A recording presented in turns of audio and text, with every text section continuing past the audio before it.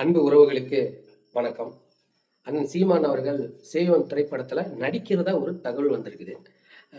அதுக்கு முன்னாடியே இந்த தாவகாவை சார்ந்த இந்த விர்ச்சுவல் வாரிசு இருப்பாங்கல்ல, அவனுங்க என்ன பண்றாங்கன்னா, அண்ணன் சீமான் மீது வன்மத்தை கொட்டுறேன், அவர் மீது அவதூறு பரப்புறேன் அப்படின்ற பேர்ல தமிழ் கடவுள் முருகன் அவரையும் அசிங்கப்படுத்துறாங்க. போற பக்கத்துல முருகனே போடா, அது ஒரு டேஸ் அப்படின்ற மாதிரி பேசிட்டு போறானுங்க. இது தவறான ஒரு அரசியலை முன்னெடுக்குது. தமிழ்நாட்டுக்குள்ள நீங்க என்ன மதக்கலவரத்தை ஏற்படுத்துறீங்களா அப்படின்ற மாதிரி தான் இருக்குது. ஏன்னா தமிழ்நாட்டுக்குள்ள எல்லாரும் ஒரு தாய் பிள்ளைங்களா வாழ்ந்துட்டு இருக்கிறாங்க.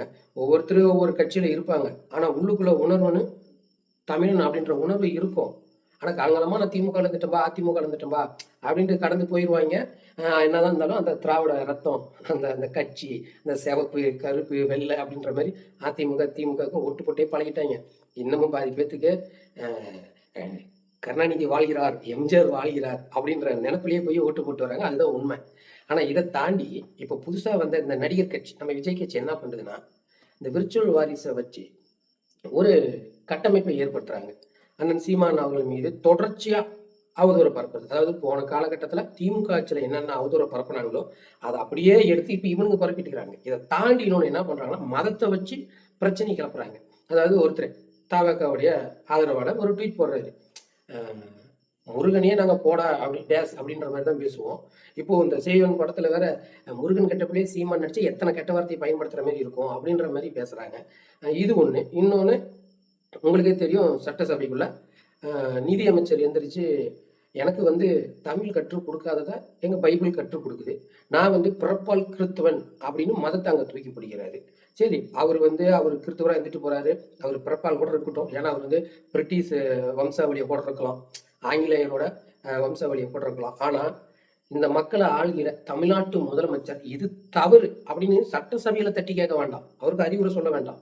நீங்க ஒரு ஒரு பதிவாவது போட்டுருக்கலாம், இந்த மாதிரி நிதியமைச்சர் பேசுனது தவறுதான், இதுக்கு மேல அப்படி சட்டசபையில பேச மாட்டாரு, இங்க தமிழ்நாட்டில் இருக்கிற ஒவ்வொருத்தரும் நம்ம தமிழ் தாய் பிள்ளைங்க தான், இந்த மாதிரி தமிழ் மொழியை அவமதிக்கிறத நான் ஒரு நாளும் பார்த்துக்கிட்டு சும்மா இருக்க மாட்டேன், அவரை நாங்கள் திருத்திக்கிறோம், வருங்காலத்தில் இதுமாரி நடக்காது, அவர் பேச மாட்டாரு, தமிழ் மக்களுக்கு எங்களை மன்னிச்சிருங்க அப்படின்னு ஒரு சின்ன ஒரே ஒரு ட்வீட் போட்டுருக்கலாமே.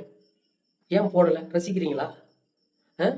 ஒரு அமைச்சர் தமிழ் மொழியை கேவலமா பேசுறாரு, உங்க கட்சிக்காரன் ஒருத்தன் தமிழ் கடவுள் முருகனை அசிங்கப்படுத்தி பேசுறான். என்னங்கடா அரசியல் நடக்குது இங்க? பாஜக ஏன் தமிழ்நாட்டுக்குள்ள உள்ள விடவே மாட்டேங்கிறோம்? காரணம் என்ன?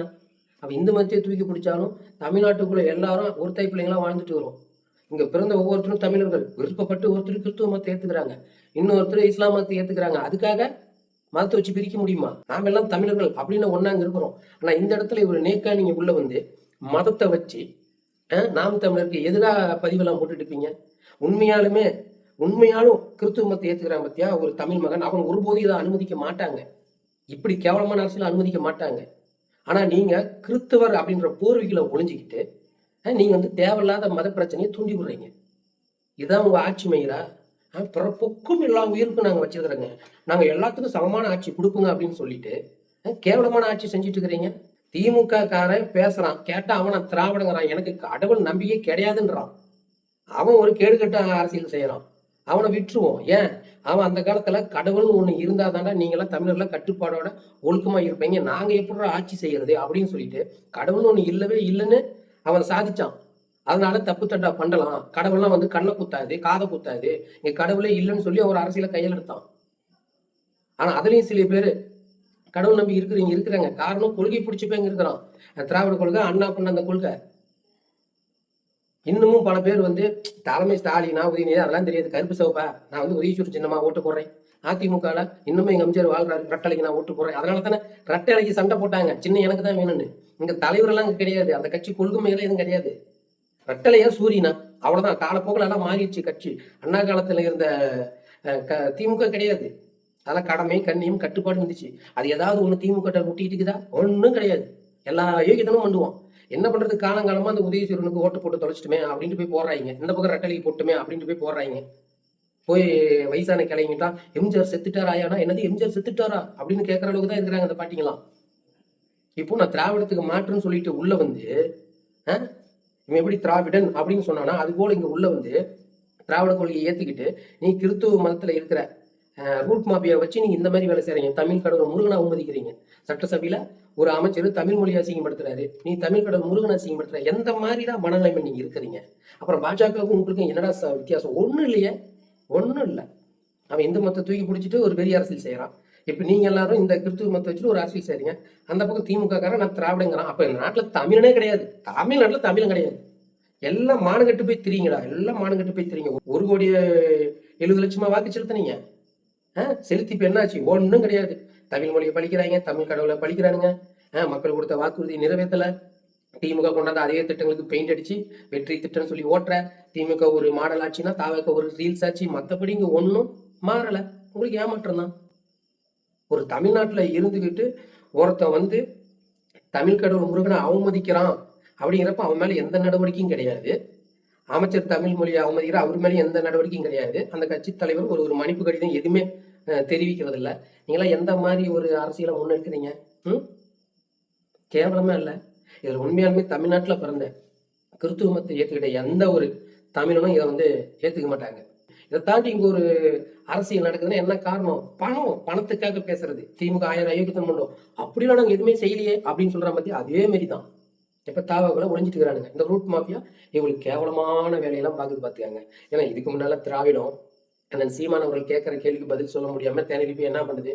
ஒரு கூட்டத்தை தனியா உருவாக்கி ராமசாமி குரூப்பை வச்சு அண்ணன் சீமான் மீது அவ்வளோ அவதூறு, அவ்வளோ மன உளைச்சல் கொண்டு விட்டாங்க. அவனுங்களாவது அண்ணன் சீமான் மீது அவதூறு பரப்புறானுங்க. நீ தமிழ் மொழி அசிங்கன்ற, தமிழ் கடவுள் முருகனை கெட்ட வார்த்தையில் திட்டுற. என்னங்கடா டே? இப்பயே இப்படி வந்து ஒரு 4 மாசத்துக்குள்ளேயே இந்த வேலையை பாக்குறானுங்க. மதத்தை வச்சு இன்னொரு கடவுளை வந்து அசிங்கம் பண்றான். அது தமிழ் கடவுள் முருகனை அசிங்கம் பண்றாங்கன்னா இவங்களோட பதவிக்காக எந்த எல்லைக்கும் போவான்? ஆல்ரெடி போயிட்டாங்க. நான் வந்து தமிழ் மக்களுக்கு உண்மையா இருப்பேன். தேர்தலுக்கு முன்னால தாய் பாசம் அந்த தலைவனை இழந்து தவிக்கிற என் ஈழ சொந்தங்களுக்கு நான் வந்து உறுதுணையா இருப்பேன்னு சொல்லிட்டு கொன்னு கூச்சு கொலகாரனை கையை கோர்த்துட்டு நீ என்னைக்கு அமைச்சர் பதவி கொடுத்து அழகு பார்த்தியா அன்னைக்கே முடிஞ்சு போச்சு. வரலாறுல இனத்துரோகி கருணாநிதி எப்படியோ அதே போல விஜய் அவர்கள் இனத்துரோகி. அப்புறம் நீ எப்படி எங்க கடவுளை வந்து நீ ஏத்துக்குவீங்க? இந்த மொழியை வந்து ஏத்துக்குவேன், எதையும் ஏத்துக்க மாட்டேன். நீ ஆசைப்பட்டது எல்லாம் முதல்வர் ஆகணும், ஆயாச்சு. அவ்வளவு கார்பரேட் கம்பெனிக்கு வேலை செய்யணும். இங்க வந்து எளிய மக்கள், ஏழை மக்கள்லாம் கண்ணுக்கு தெரிய மாட்டாங்க. உங்களுக்கு வந்து எந்த மதமும் தெரியாது, எந்த இனமும் தெரியாது.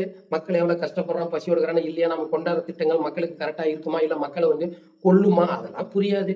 முதல்வர் ஆயிட்டோம், வேலை முடிஞ்சது. எவனோ ஒருத்தன் சொல்லி கொடுக்குறோம், அதை அப்படியே செய்யறோம். நாடு கெடுக்கட்டு நாசமா போட்டோம். 5 வருஷம் நான் தாண்டா முதல்வர். நாங்க அப்படிதான் யாருக்கிட்டையும் மன்னிப்பு கேட்க மாட்டோம். தாய்மொழியை தப்பா பேசினா, தமிழ் கடவுள் முருகனை தப்பா பேசினா என்ன, நான் மன்னிப்பு கேட்க மாட்டேன்னா முதல்வர் அப்படின்னு இருக்கிறாரு. 1,70,00,000 பேர் ஓட்டு போட்டீங்கல்ல, பாத்துக்கங்க. எங்களுக்கு வலிக்குது, உங்களுக்கு வலிக்குதுன்னா ஐயோ தப்பு பண்ணிட்டுமே அப்படின்னு நீங்க எந்தெந்த மதத்துல இருக்கிறீங்க அவங்க எல்லாம் பாவ மன்னிப்பு கேட்டுக்காங்க. ஒன்றும் பண்ண முடியாது.